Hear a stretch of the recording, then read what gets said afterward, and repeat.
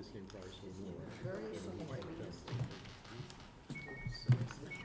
I was like, why are you even bothering? Just fix an obscure brand. Oh, Dave, I'm sorry, I didn't. Found it. Okay, good afternoon, everyone.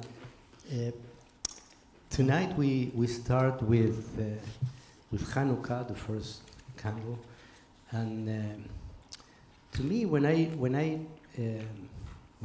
light the candles, I think of the heroism and the courage of the Maccabees, of course. But we immediately say, "Bayamim hahem bazman hazeh." In those times, and also in these times.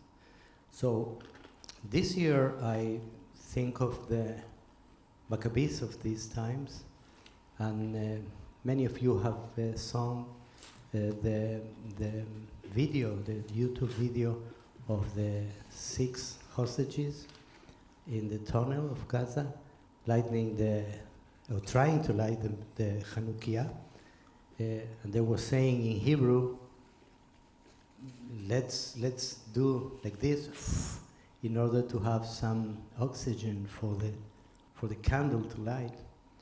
And today we woke up with this news about the terrible terrorist attack in a beach in Sydney.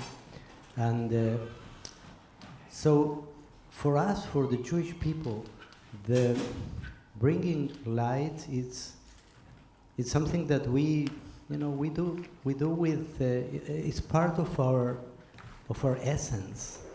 So in spite of all the darkness, in spite of the hatred and the anti-Semitism, so I asked Patty to start with these words of hope. Because we used to say Am Yisrael Chai, but Am Yisrael Chai, we need to work for this. And we had an experience of more than 3,000 years struggling for our own existence. So I would say Baruch Atah Adonai Eloheinu Melech Haolam Shehecheyanu V'Kiyemanu V'Higianu Lazman Hazeh. Let us start today with this beautiful and powerful holiday that speaks about these values, the value of independence and freedom and courage and struggling for what is right. Patty? By the way, we are using microphones, not because we are so many, but because we are streaming this activity. So when you speak, there is one microphone here, but maybe it's not enough. So we are giving to you the microphone in order to be heard. So you can use that one. It's open. Now it is. Okay. Okay. Good. All right. Why we're here today. Is it on? Is it on? Yes. If there's one thing we could all agree with, it's that Jewish communities in this country have gone through wrenching times since October 7th, 2023. And today is just testimony to that again. Relationships within communities have been greatly strained and at times completely severed. We've shattered common beliefs about the most precious center of our Jewish religious culture and heritage, Israel. Today we'll discuss Israel in a historical context, with the hope that we take away a shared understanding of one another's perspectives and beliefs, and that we reflect together as Jews on the October massacre. Ghosts of a Holy War by Yordana Schwartz. She's an Israeli journalist. Her extensive research lends credence to the actual history of events. Yet any non-fiction book, no matter how well researched, is presented through the lens of the author. Today we're going to use this book as a vehicle to talk about this short time frame in the volatile history of the Middle East and the people who created that history.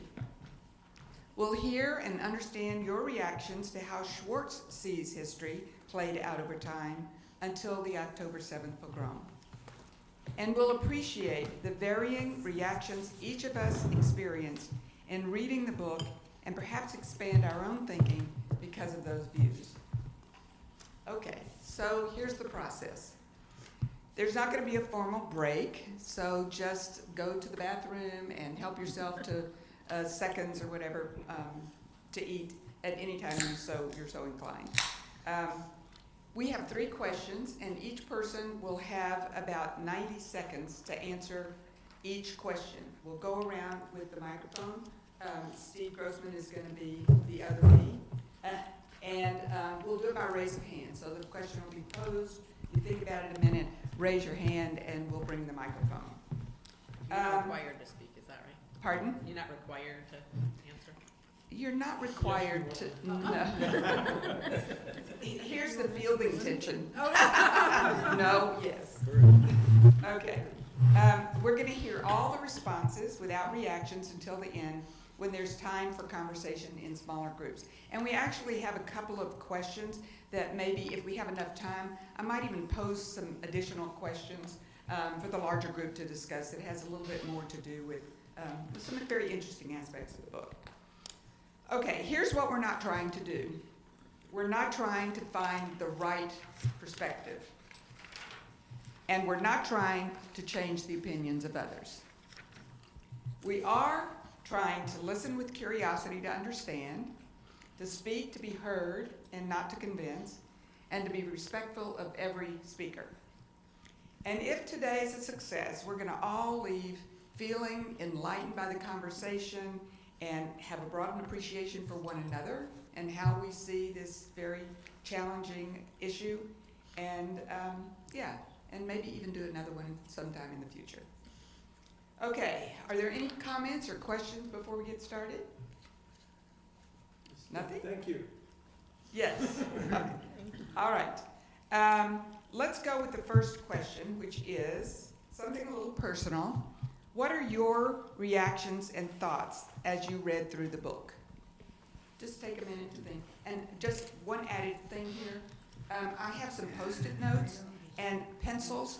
I'm going to pass them around. So if you're like me, you think of something that you want to bring up later or a question and forget about it. So now you can write it on the Post-it, and when we get to the larger discussion, you'll remember. Okay, Nancy? Well, I guess I'm very naive.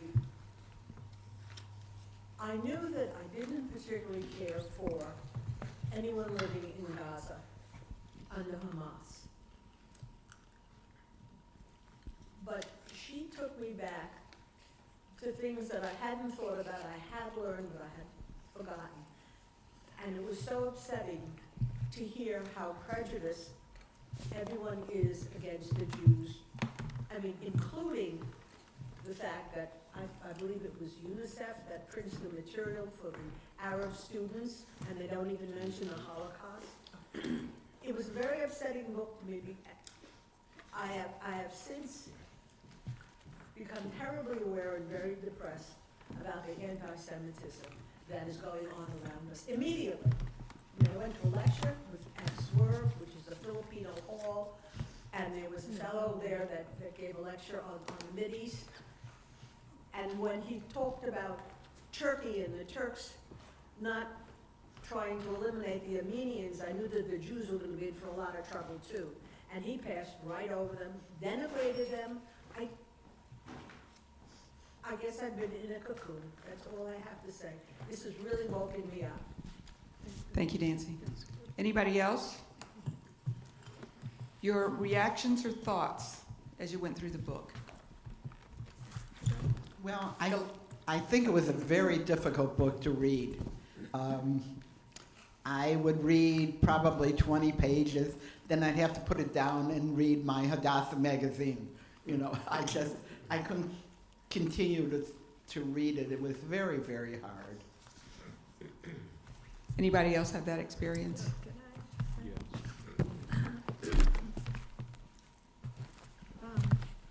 Yes, hi, my name is Galina.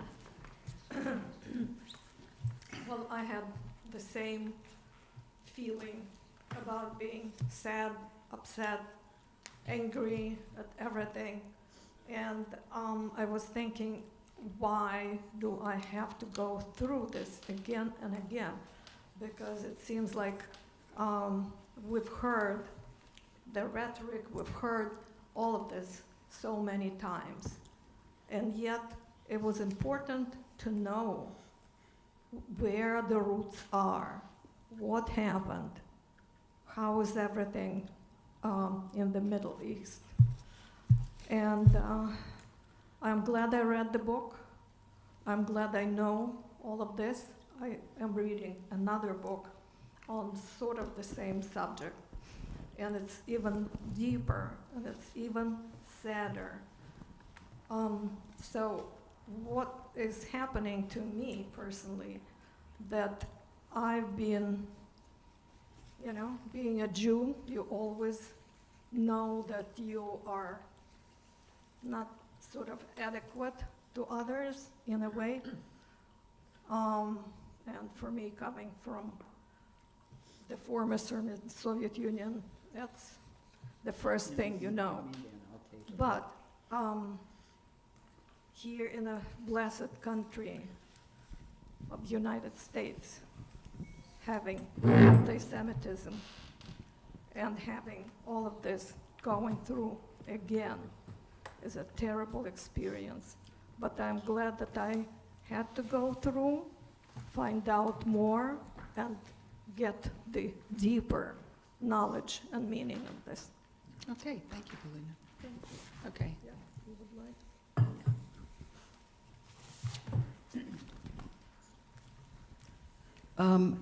I had a really hard time reading this because I'm old. I'm going to be 83 soon, and I'm still a child of the Holocaust. I mean, my uncle married, he helped liberate one of the camps. He married a woman from the camps. So I'm too close age-wise to what happened way back in the Second World War and the suffering my family went through, even though we lived in the United States and Canada. I tried to read the book, and I got so upset myself that I kept putting it down. And then I would go through and I'd pick out a chapter and I would try to read a little bit of it, but I find it really hard. I guess I found it really hard. I was mostly upset by the book. I saw a couple little glimmers of hope, but mostly upset. This is a conflict that's a personal conflict that started with David and the Philistines and about 3,000 years ago, and it's going to go ongoing long after we're dead.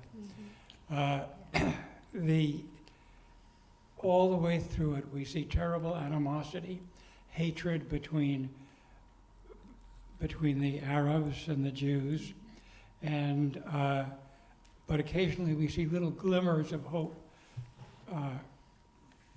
Groups among the Palestinian people who help the Jews, who hide the Jews, but they're very few in number, and I think the great mass is on the side of the Arabs, and it's going to be going until one side or the other is eradicated, and that's my hopeful outlook for this book. Thank you. Ira, I think I'm sort of tagging on to what you were saying, which is at times I have my childhood naivety that we can move forward, we can find a path forward. I think when I had thought in the past about a two-state solution, I thought, yes, everybody has their place. I have to just totally tell myself that the childhood thoughts aren't there, and there's fault on both sides. And I think if you look at what's going on the West Bank right now, it just reinforces it. So my brain kept going back and forth as I was reading the book. I learned a lot. I certainly didn't know what had gone on at that point. But, you know, it leaves me very discouraged that there's a path forward.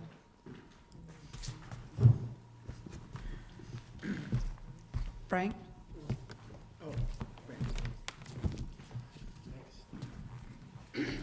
We're trying to keep the answers, by the way, to 90 seconds, and so I may be... Okay, either It's all right, no, not because it's you, Frank. I'm just...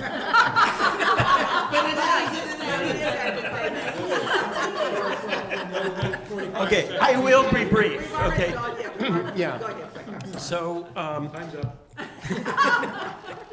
so to me, what struck me was, I think, the central theme of the book, which is that it's timeless. That 1929 was a seminal event, but in fact, even before that, like 1921, for example, in Jaffa, there was a pogrom, and it reverberates. And what really struck me was that the theme it's timeless. The hatred, the combination of religious and the religious issues, but also the political issues. They've joined forces. And what struck me too, of course, which is, again, it's the competing narratives, that same ones that we experience today. Example of that was, for example, Martyrs' Day, right?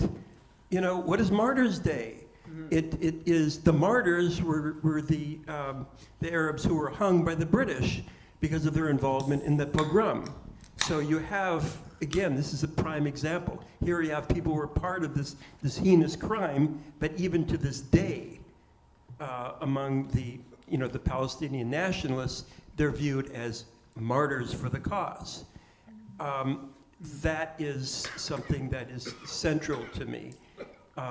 And again, you hear the same polemics, that the terrorists are in fact freedom fighters. So again, it really, to me, it forms the basis of the conflict. Are we going to transcend the competing narratives and understand that the real enemy is the conflict itself and everything that feeds the conflict? Okay, great. Thank you, Frank. Before you go, Evie, is there anybody else who wants to speak before we start hearing the second round? Aaron? To the left. Well, but yeah. Oh, It's her second. oh, but she didn't say much. It's I mean, all no, right. no, no, She's no, no. all right. It's going on. Well, one of the things I was struck by is that is probably true for all conflicts in the world, that a lot of the root of it can often be found by someone wanting to amass power and influence in using propaganda and lies and hate in order to amass that power. And I found that to be very disheartening and sad that that's still a thing that continues to be true throughout history. And especially interesting was the appointment by the British, I can't remember which title, person who appointed the Grand Mufti, to appease, it's like the appeasing of the bullied and the cascading terribleness that came out of that one decision that they thought might help and you just, and I feel like I'm still in the stages of grief where you're like, maybe that could be undone still, that I'm mad and sad, and I just can't believe that one thing created this waterfall of stuff. And anyway, I don't know how we change a world in which power and money and influence isn't the overriding objective of people. And there was a question, not to deter us, but there was a question that I had read somewhere about whether or not we think that that still exists, the propaganda that occurred with the Grand Mufti, and you're speaking to exactly that. The question is it easier or harder or just the same? I mean, it's the same effect? Wait, is what this? Is it the same effect? I mean, they seem to accomplish a lot with one Grand Mufti and no internet. Oh, right. And so now, is it easier, you mean, to spread the propaganda? Mm-hmm. Yeah, I think so, but, yeah, but I guess maybe he gets credit for being remarkably effective, or, Exactly. well, it's tapping into what was his population that he needed to influence and the religiousness of it, so that, I thought it interesting that there wasn't a territorial issue so much as it was a religious concern about the Temple Mount being taken over by the Jews, and so that he was appealing to what was important to those folks. Super, yeah. Yeah. Okay, Eddie, sorry. Well, no, I was just going to make the comment that I thought I knew a lot of history of Israel until I read the book. And then I'm going to tell 2 quick comments.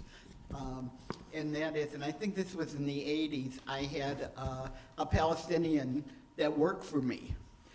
And we happened to be chatting. It was just fine, really. And I said something about that I grew up poor, and he said, "Oh no, Jews don't grow up poor. There are no poor Jews." And then I had a neighbor when I lived in Snohomish, and she was from Israel, and she was older. She was probably my age now, and she told me that when the British were occupying, that they weren't real smart, and they used to hide the guns. They tie them up to the tree, and the British never saw them.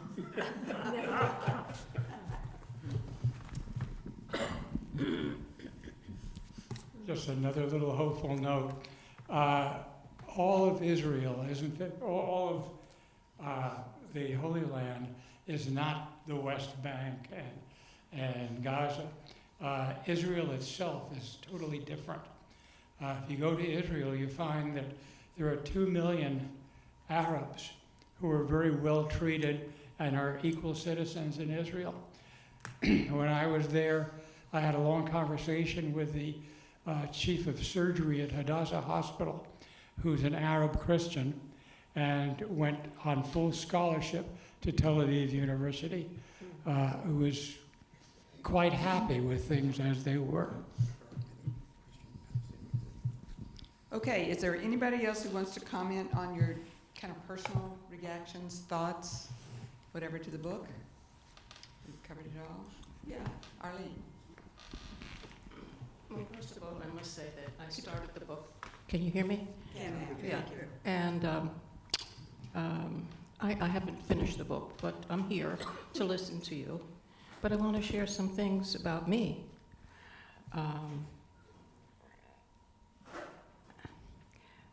Interesting, how many degrees of separation? I personally know the father of Baruch Goldstein. He was my husband's supervisor, in high school supervisor.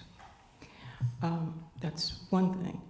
The second thing is, I visited Hebron not too long ago, in 2017, I think it was, something like that. And I have family who live in Judea and Samaria.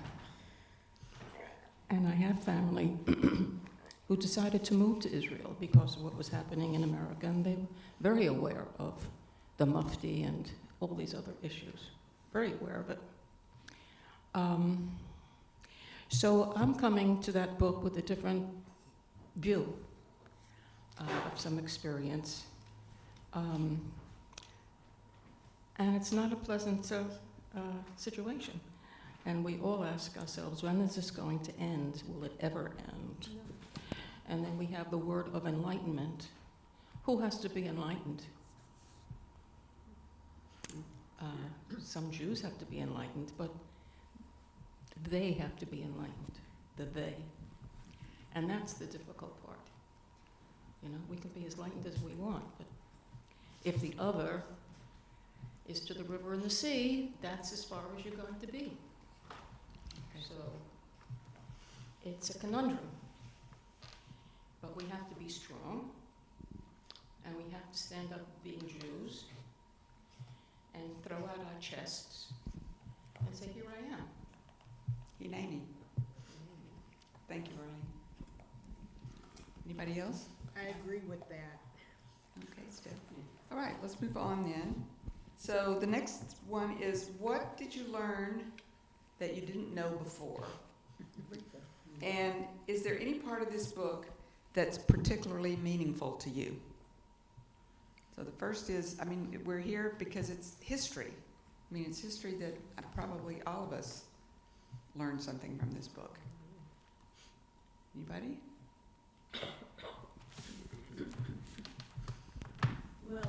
Well, I certainly didn't know about Hebron. And so that was just stunning to me, that I was so much in my education. I thought, I'm very Jewish. I always said enough for Israel, but I had no real background. I might have, as a child, heard all of this. I remember when Israel became a state in 1948. I mean, I remember burning effigies of Hitler and Mussolini in the streets of Brooklyn. I mean, I remember things, but why don't I remember any of this? And was my parents and uncles and aunts so frightened? I don't know.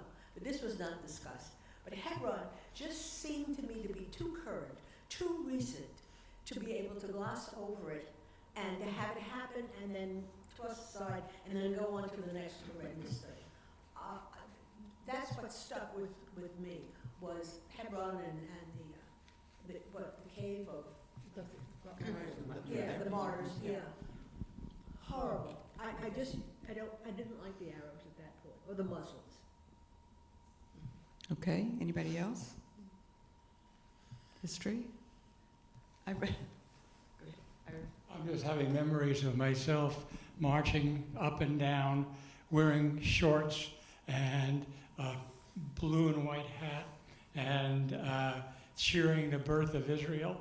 It was the very, very big thing in Brooklyn when I was a boy. You better believe it.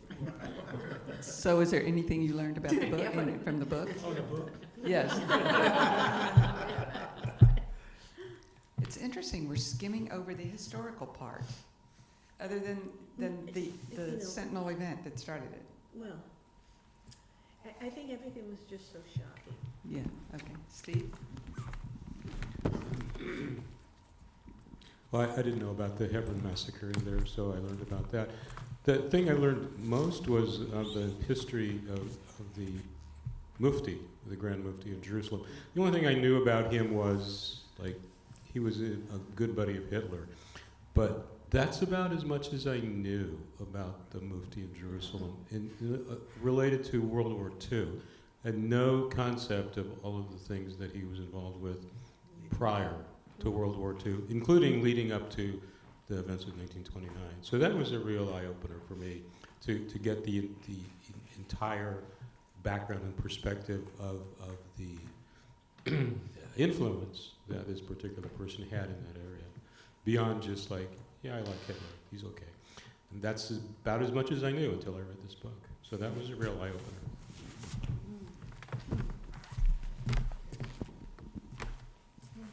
This time I'm tagging on to what Steve just said, because I think that is what I learned and the depth of what I learned. And when when I said my old childhood naivety, I mean, I know that this has gone on for centuries and centuries and centuries.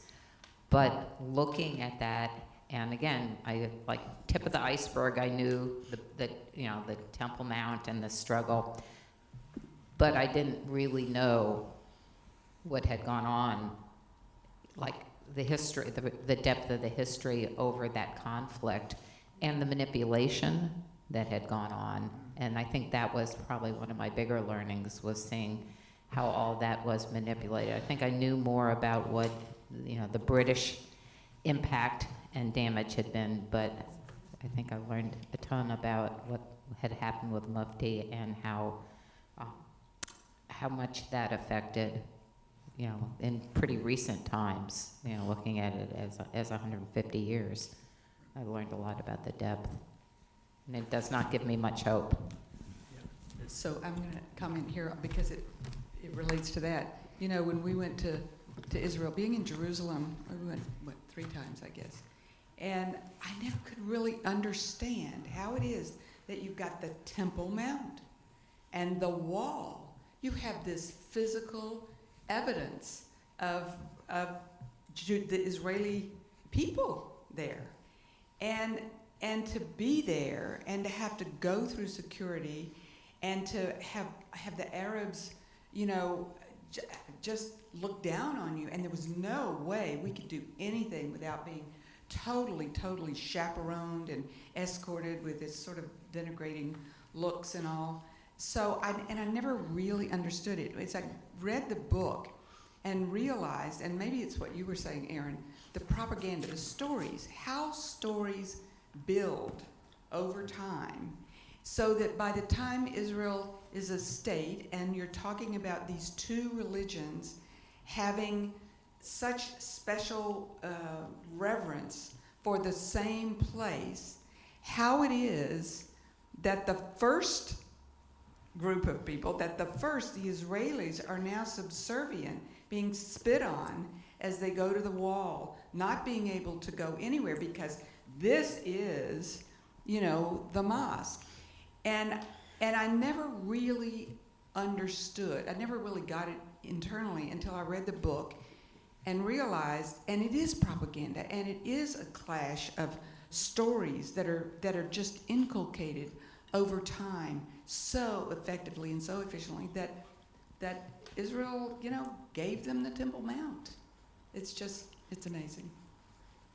Okay. Frank, let's see if there's somebody else before we get to second half. I learned a whole lot reading this book, but I was actually very struck by and pained by England's participation.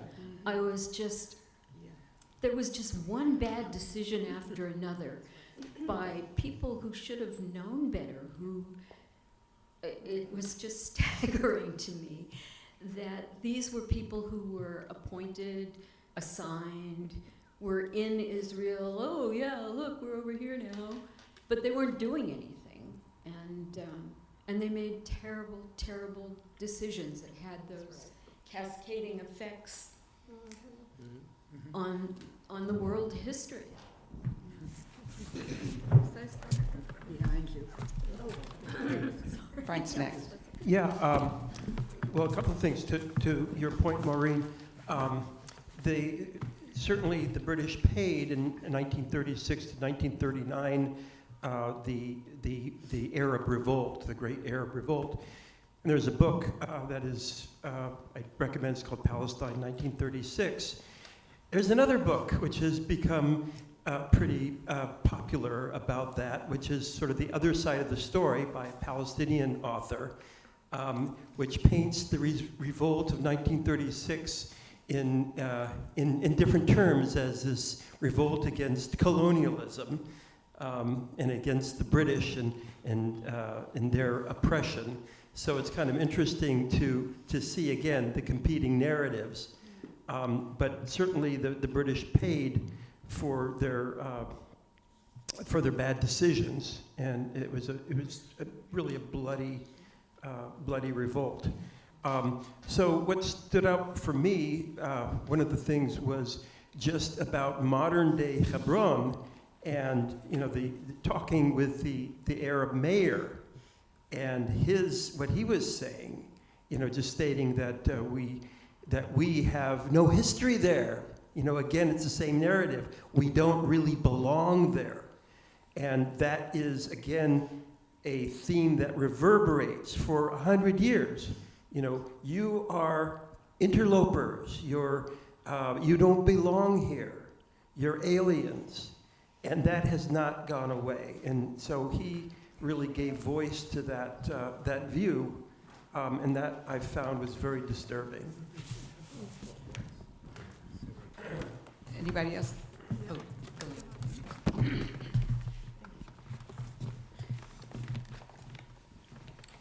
I just wanted to add that, in the course of the book, it tells about British, or the British, and it tells how British are anti-Semitic.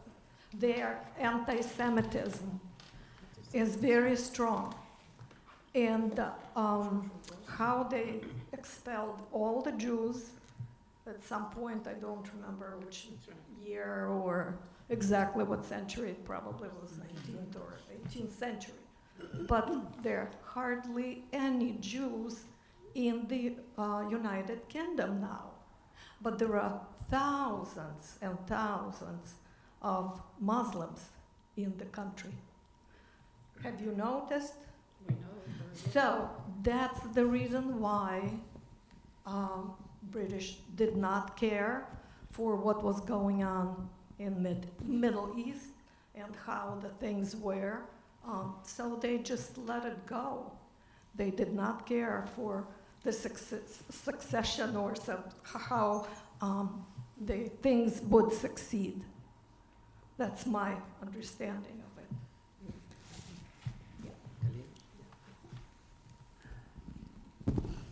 Okay, when I read the book, I took some notes, so I have about 20 points. I'm not going to share this with you right now. It's a lot, but there are 2 points to me that are crucial, and one is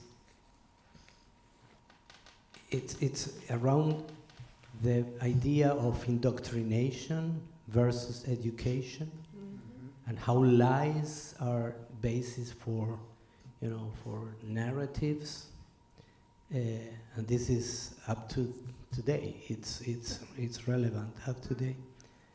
And the second thing, following what you said about the religious aspect, not the territorial one, has to do with the fact that,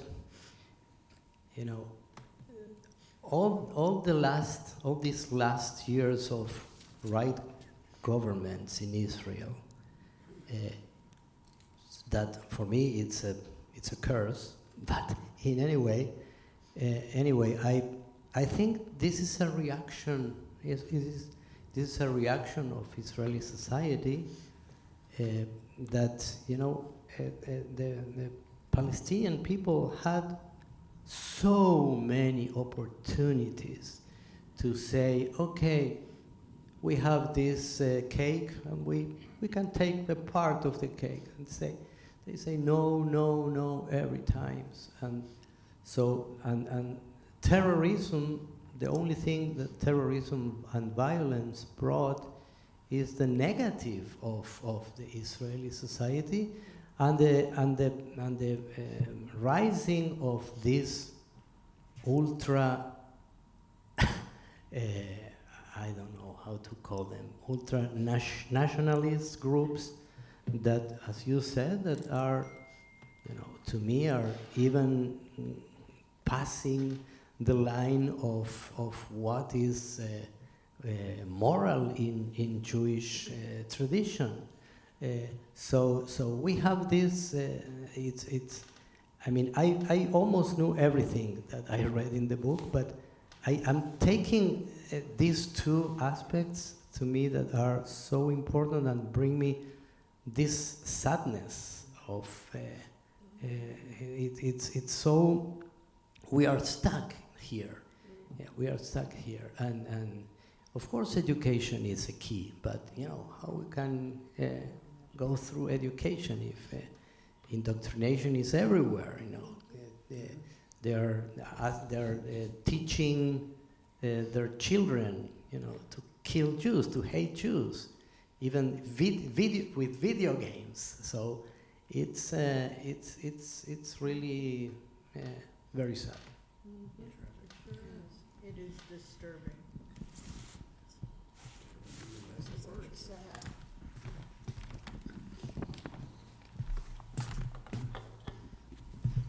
I've been to Israel 4 times. The first time I took my kids, I bribed them to complete Hebrew school. And so I took them to Israel afterwards. And we actually went to the Dome of the Rock then. It was open, we went in. My oldest son said, "Oh, it's a rock." Obviously he didn't understand it. But I've seen it changed every time I go. And the last time I was there with the synagogue, there were so many more restrictions on Jews than there were the first time I went. In the West Bank. Everywhere, everywhere. Because I believe that, if you're Jewish, you can't go to the Dome of the Rock anymore. But you can go to You the could- Esplanade, but not We went entering. in. Right. Not entering. Yeah, we went in. And then also, the West Bank, because you didn't, when we went there the last time, no, I take it back 5 times because I was just there with my grandkids. And you had to, our guide could not take us there. We had to have a Palestinian guide to go to the West Bank. Yeah, that's been so for a while, too. Yeah. Yeah, okay. Okay, anything else on that question? Yes, Erin? Well, I certainly learned a lot of details of things that I didn't know or I vaguely understood the outlines of before. But one of the things that I had prior to this, reading this book, when I went to I can't remember the name of the group, but Debbie Abrams' daughter who helped present about, Oh, yeah, Hannah. yeah, I can't remember what that, anyway, I learned in that presentation that there was a separate UN agency for Palestinian refugees. Right. Separate from all the rest of the world's refugees. But there's this person. So I had just learned that, and so one of the things I found interesting was to understand this idea of the forever refugees from Palestine and how that came about. I still don't think I fully understand all of the details, but the fact that the refugee status passes like a trait to your children, and so that it's just this exponential amount of refugees, which creates that right of return problem, because you would have an overwhelming number of non-Jewish people coming back into Israel. Anyway, so I found that interesting to learn. There's something else I was going to say, and of course I just forgot. It's all right, it'll come to you. What's that? It'll come. It'll come to me. We've got time. It's interesting, the Write it entire, down. It came to me as I was talking. and just I don't know if it was mentioned in that book, but the entire budget for the UN refugee for Gaza exceeds the entire budget for Right. the rest of the world. Yes, I don't know if that was in here too, or if I learned that No. reading elsewhere. Just And recently. that was- I learned that in there. Was that in that presentation? It What's was the in book? there. It was, Oh. it was striking to me. And then you have also the permanent refugee status. And obviously Jews that left all of the Arab countries or were pushed out, did not remain refugees. And obviously they lost everything when they were left. So we are in that kind of two set standards, I think, in terms of what constitutes a refugee. Well, I think the other thing that I had just reminded me, that how the countries that invaded Israel, back in whenever that was, they created the situation in which refugees became, or these people became refugees, but those countries wouldn't absorb any of those folks, right? That's right. That they didn't want any of those citizenship, no ability to gain benefits to help them. Yeah, so it's like they just are fine to let people be pawns and whatever. Yeah, Jordan was sorry they took them, some of them, and then they said, "Oh my God, no, never again." Well, and Lebanon is in Lebanon. And that part of this refugee settlement organization for the UN, that the education that they provide to the refugees includes in their official materials. I find it astounding that that's, and why that seems to be disputed maybe? Like people don't seem to think that that's what's actually happening? Is that my? It's okay with the. It's not the facts of history, it's what you believe is history. Right. So, are we, Okay, done with that one. Last question, that we prepared. Is there anything in your lived experience or background that colored your understanding of the history that the book covers? Could you say that again, please? Is there anything in your lived experience or background that colored your understanding of the history this book covers? And an example of that might be when the small group was planning today, Rebecca, bless her soul, she can't be here today, but she's doing well. Rebecca actually lived in Saudi Arabia for a while and was a nanny, I think, for a Saudi family, a Muslim family. And she had some comments about the book that was based on that. I'm sorry. Thank you. Anyway, so that sort of thing. Something personal. I mean, Arlene, maybe something that has to do with your... Well, I didn't read the book, but... Oh, okay. Well, let's go around to the people that read the book first. When I read part of it, and thank you. And I read part of the book, and of course, Hebron is a big part of it. And I looked at the index, and I said, I'm looking up Yeshai Fleischer. Does anybody know Yeshai Fleischer? What? Well, he's the spokesman of Hebron. He's the spokesman of Hebron. And frankly, I watch him on YouTube very often. And I suggest that you turn him on, be turned on by him, and hear what he has to say about Hebron and about the whole situation as it is now. You will be surprised. You'll be surprised. So he's not mentioned in that book at all, which was a little surprise to me. He was not mentioned in the book at all. So that's why I bring it up. Yeshai Fleischer, he's a spokesman of Hebron. And you will be enlightened by what you hear him say. Okay. Thank you. Rabbi has lived experience. Well, as many of you know, Judy and I lived there for 7 years and studied there at the university. So we have experience there. There's something that bothers me a lot, and is, you know, there's it's very easy. I'm not blaming anybody, but it's very easy to, you know, to speak up and give your opinion when you are comfortable sitting in your couch watching TV and seeing, you know, what's going on with the war. It's completely different when you are there and bombs are falling, and as it happened to us, our daughter is living in Tel Aviv, and she has no special room to hide, and you are, you know, what's going on here. And so I just want to say that the existential issue, I mean, living there brings you the real thing, not the story, not the Hollywood story, and which is, if you don't come up and defend yourself, so it's going to be, I mean, you're done, you're dead. On the other hand, as I said, you know, I think most of the Israelis want to live, to live a good life in peace. I know the Israeli society. It's a peaceful society, in spite of the fact that there are, as I said, many groups that are, to me, extremists.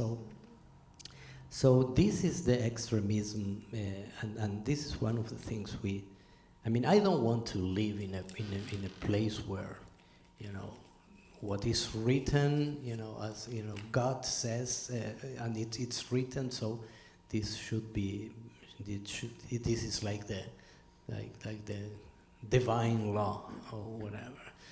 So this is, I mean, so this is Jewish fundamentalism as well, and this is dangerous. This is dangerous because it's not there is no possibility of coexistence when there is this kind of discussion. So, of course, I said this last week in my drasha, but it's very Jewish to see our own mistakes and our own failures and you know, our shadows. And I think this is one of our mistakes and shadows. And this is, we need to try, you need to try to be more open and come back to the idealism of the founders of the Jewish state. But on the other hand, as I said, you know, we cannot blame ourselves all the time because we are not there. You know, we are not there living this situation, and this is an existential threat every single day. Yeah. One of the weaknesses that are pointed out in the book of the Jewish people is pikuach nefesh, the fact that we'll do anything to save a life. This is not the ideology of the Israelis' opponents. They believe in killing to, you know, as part of a jihad, to further what they believe is their God's will. So we have to be careful and wonder if we should give up some of our ideals. I want to add one more thing because I maybe misunderstood. I am not comfortable with the fact that we were compelled to kill in order to survive and to kill so much people and children. I'm not okay with this situation at all.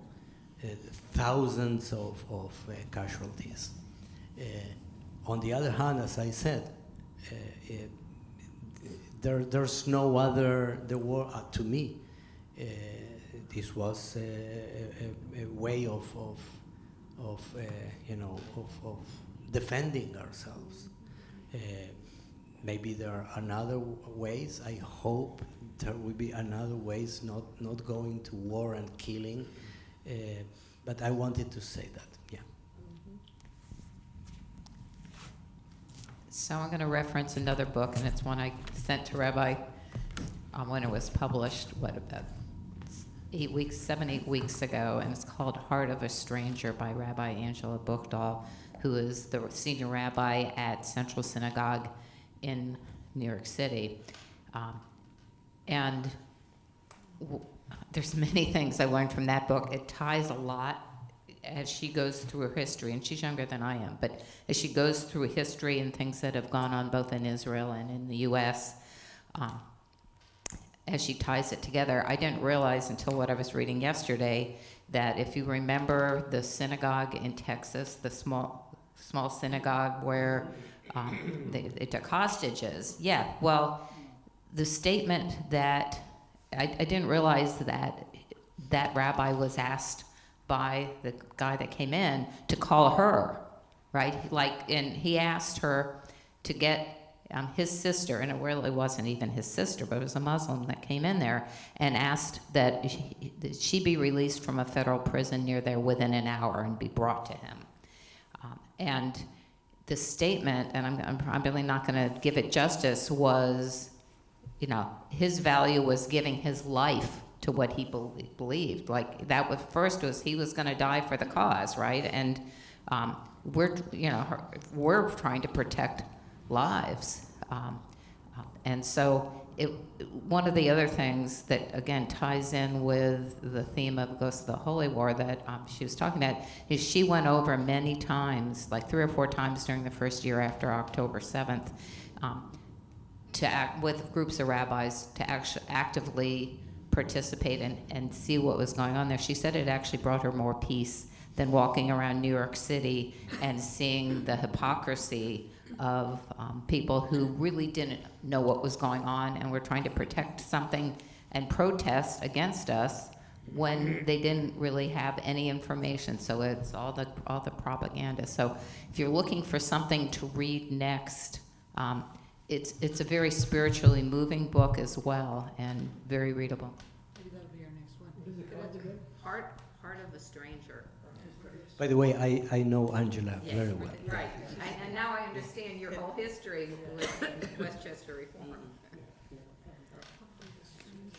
Frank? To speak about your original question, which was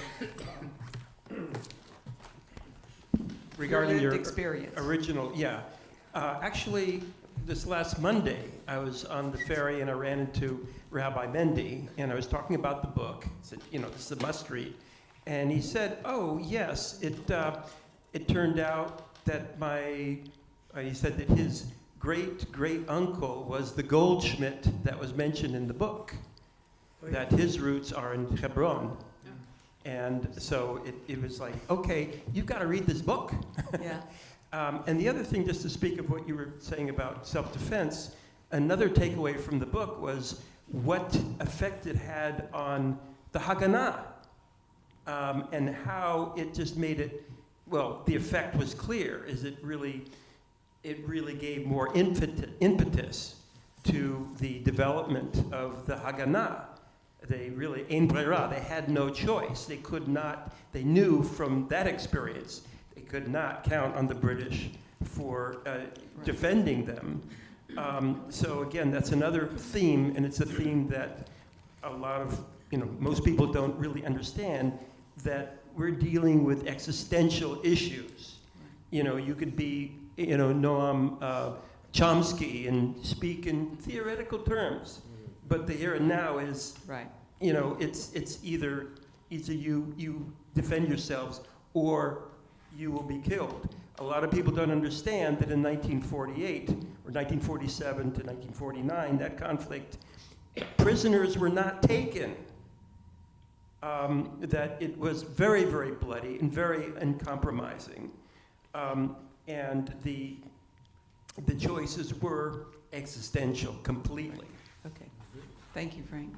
Okay, there's one, anybody else on that question? I wanted to say one thing. Okay, go Steve. Okay, so Patty, the reason I like the question or asked to add it about your sort of personal experience was so I think there are a lot of parallels between 9/11 for us and October 7th for people in Israel. I served in the U.S. military in Afghanistan post 9/11, occupying a Muslim country. And it just really sort of made me, so I think it's just so sad, that if you don't have clear moral standards of what's right and what's wrong, war is a terrible thing, and not clearly to the world keeping that standard of there's things we don't do in war. Like I think it must be doing terrible things to IDF soldiers who are occupying Gaza, and I just what I think about is I just wish there could be more of a moral high ground, in terms of not making children suffer and things that are happening, and just war is so terrible that the reaction. There's such a desire for revenge, right? That it's hard not to do terrible things. Yeah, or a determination that this is going to be the last one. I think that's worth considering. Yeah, one more, and then I've got one more question that I'd really like to ask before we leave. Oh, well, I'll be brief. I want to tell a good story about my husband, who never comes to any kind of discussions, but he has an experience, and so do I. We used to live in Portland, Oregon, and he worked for a nuclear power station as an engineer. And when the nuclear power station in Oregon was closed, he had to look for another job, and he found it in the state of Washington. About 4 engineers like him, one Palestinian, one, my husband, Jewish, Boris, and 2 Christian guys. They lived 2 people in each apartment. So my husband ended up with this Palestinian guy. And they not only didn't kill each other, they became more or less brothers. And once a week or once a month, I don't know, this Palestinian guy would take a checkbook and write the check, and then he will scream, "Long live Hamas." Just like that, "Long live Hamas." Boris didn't argue, because he knew there was nothing to argue about. So, and one time, he was talking to this guy. Bless you. He told him about his experience when he was a baby of 2 years old. He remembers, 2 years old, he remembers how Israeli came to his house, took everyone from the house, threw them out. Their business burned. Everything was burned. They had to flee, blah, blah, blah. So, that was definitely a lie. How can a 2-year-old remember? He was brainwashed, and he remembers that I have to pass this on to somebody else. And for the rest of my life, I have to remember the angry feeling towards the Jews.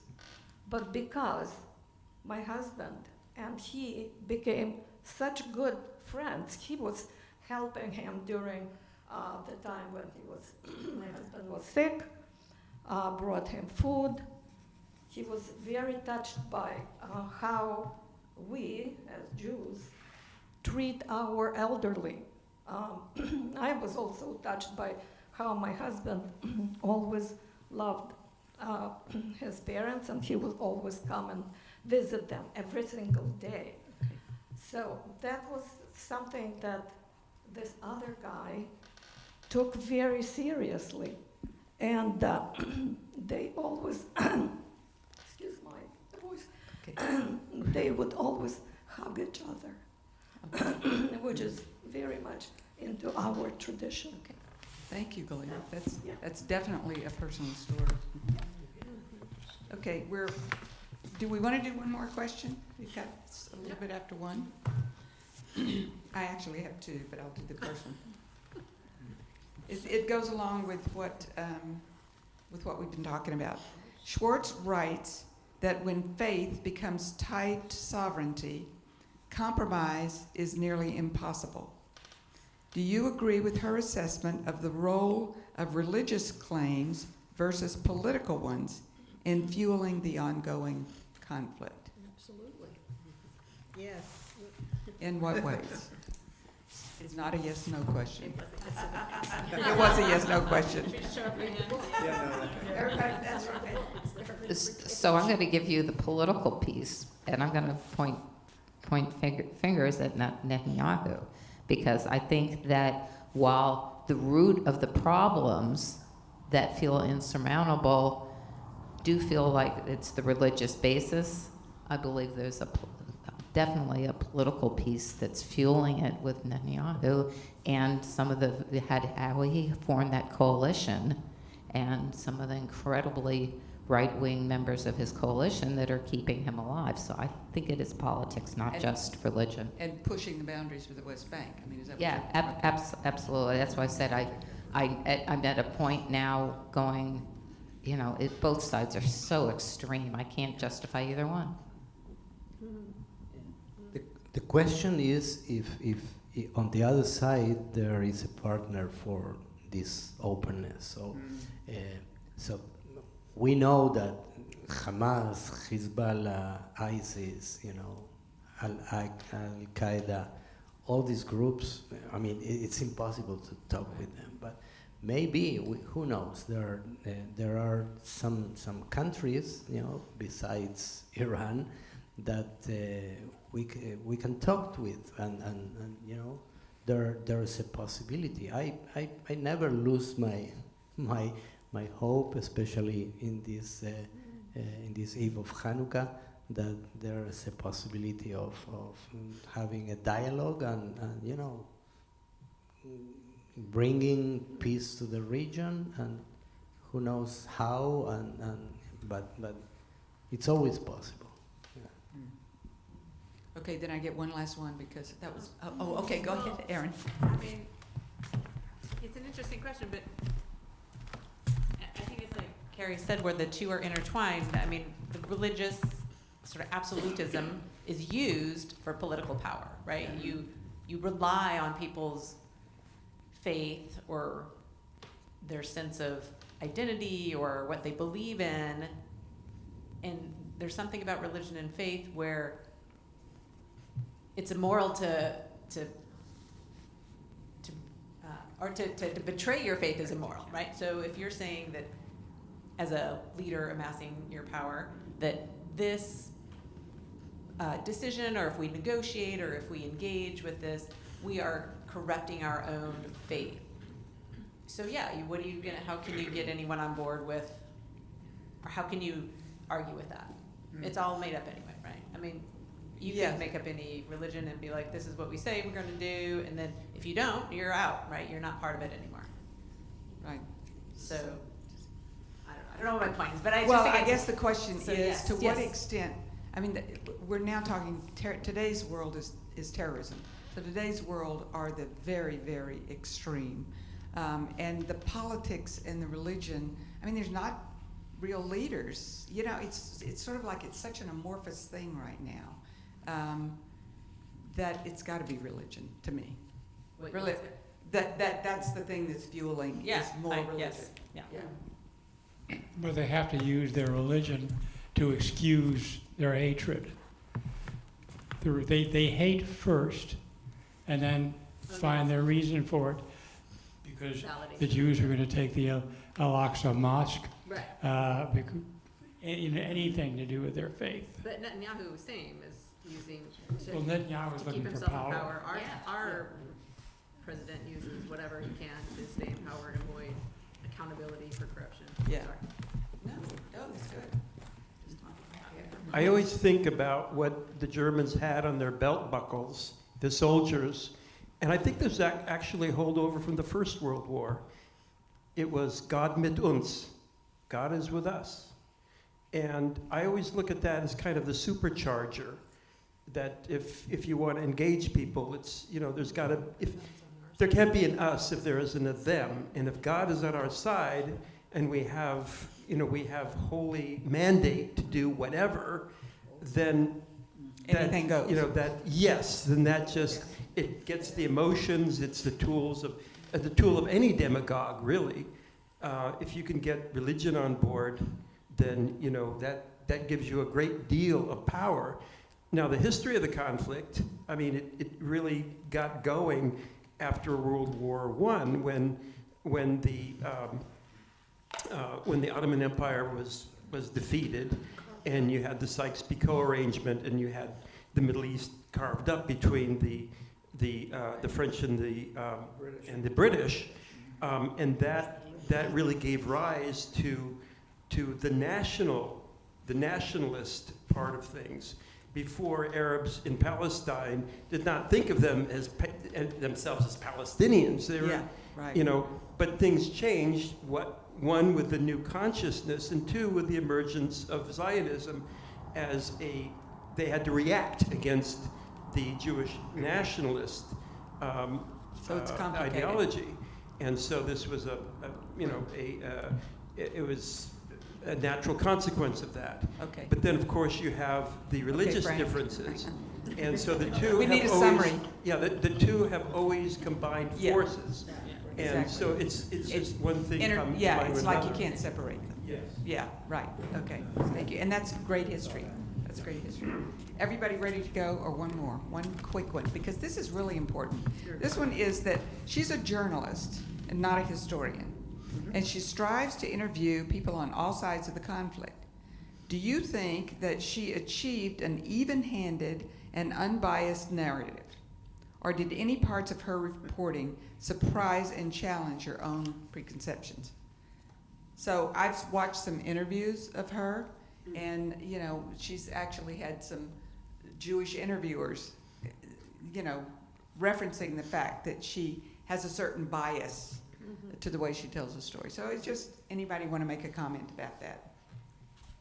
I think one of the most interesting things about it being written by a journalist rather than a historian is using the journalist's trick of putting human interest into the story by bringing David and his letters into the story. He really played a very, very, very minor role in what happened, but it did make it interesting. That's cool. That's right. Anybody else?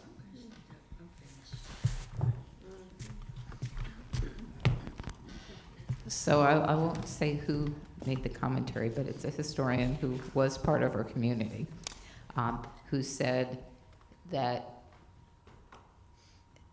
as written by a journalist, that she started with a preconceived notion of where she was heading.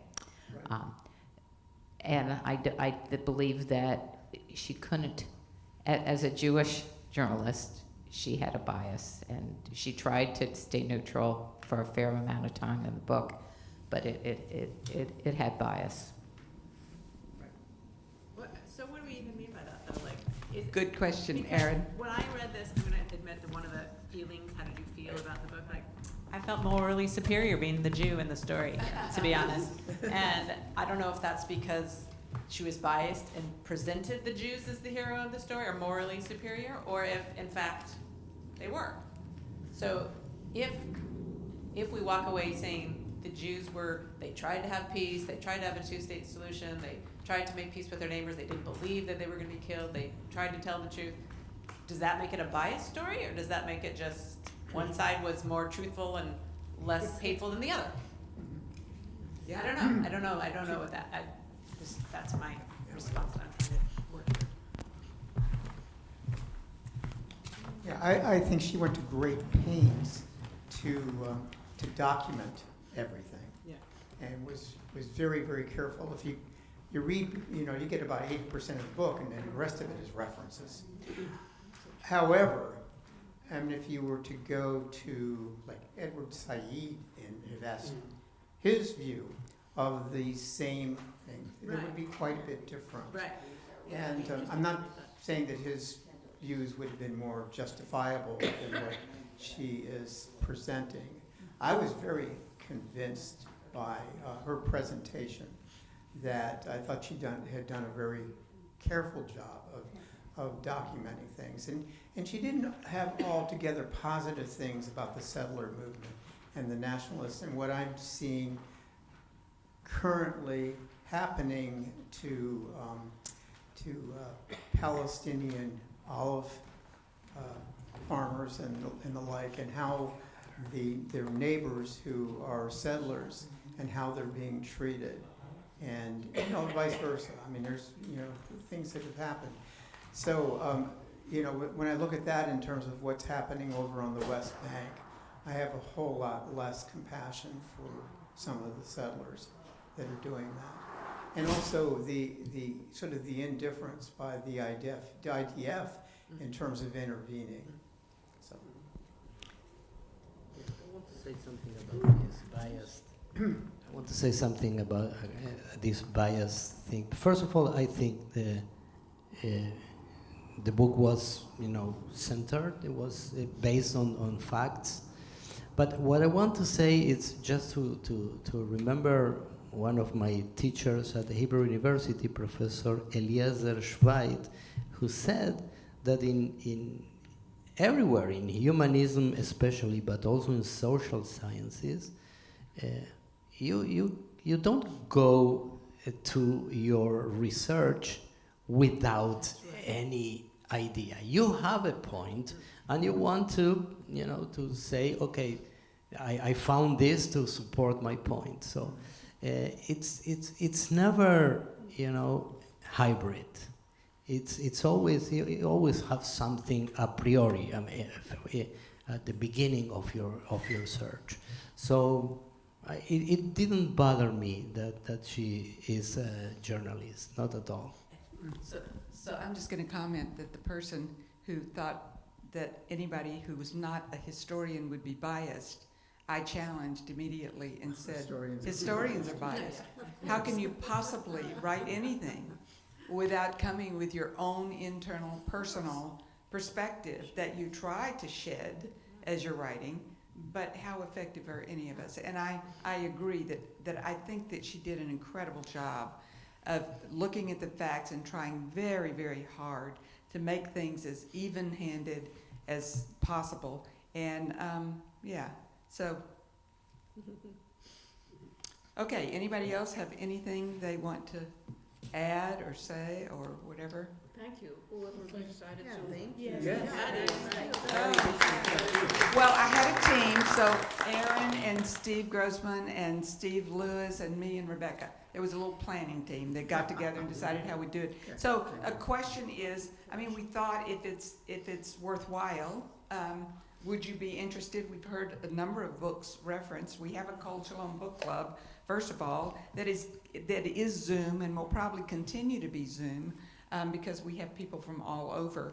But that meets on Mondays, the second Monday? Second Monday. Monday at 1:30. Yeah, at 1:30. And it's a really good book club, and we have, you know, some wonderful books.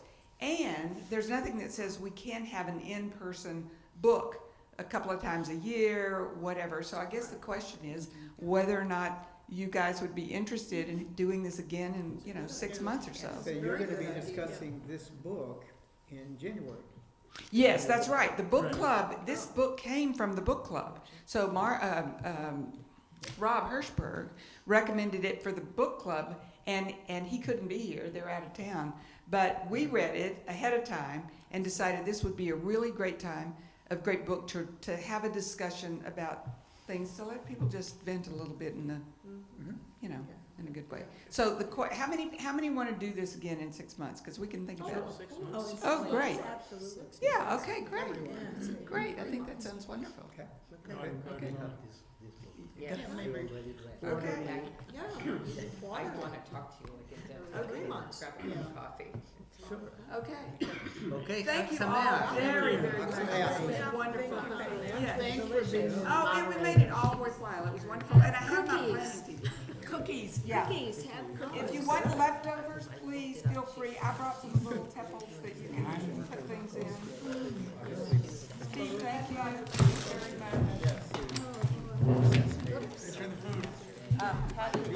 Here's another opportunity.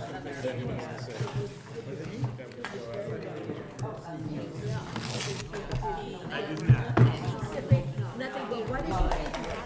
I could possibly talk a lot about so this is about the refugee manual. This came up with that just in the presentation we watched. Yeah. Did you turn off the video? That we're going to discuss. It's a wonderful title. It's called The Great Proportion, and it's about the emergence of